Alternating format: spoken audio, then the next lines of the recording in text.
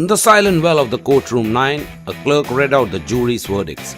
Guilty, guilty, guilty. The word echoed in the courtroom as the clerk pronounced it 30 times, once for each of the 30 main counts.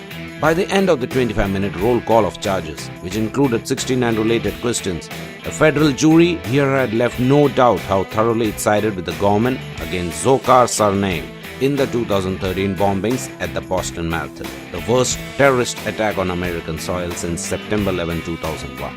The verdict set the stage for a second, more contentious phase of the trial, in which the same jury will decide whether to sentence Mr. Tsarnaev, 21, to life in prison or death.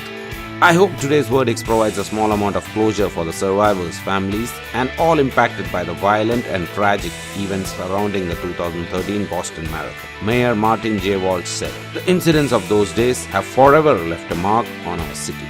This next phase is likely to bring the age-old debate over the merits of the death penalty to the fore in Boston, an unlikely setting because the sentiment here runs so deeply against it. Massachusetts abolished capital punishment in 1984 and has not executed anyone since 1947. Mr. Tsarnaev faces the death penalty because he has been convicted of federal crimes.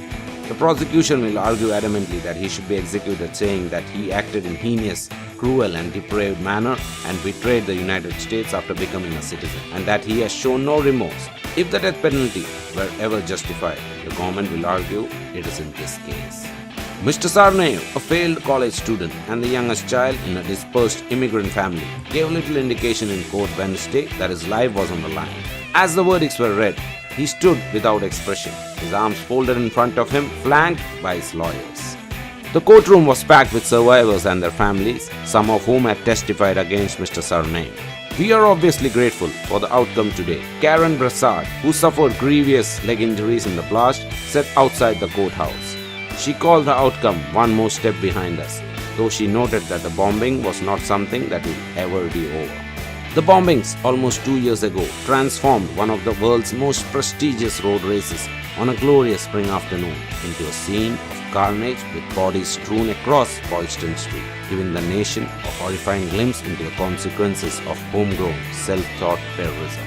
The bombs planted in retaliation for American-led wars in Iraq and Afghanistan killed 3 spectators, blew the limbs of 17 others and wounded 240 more, leaving many with life-altering injuries.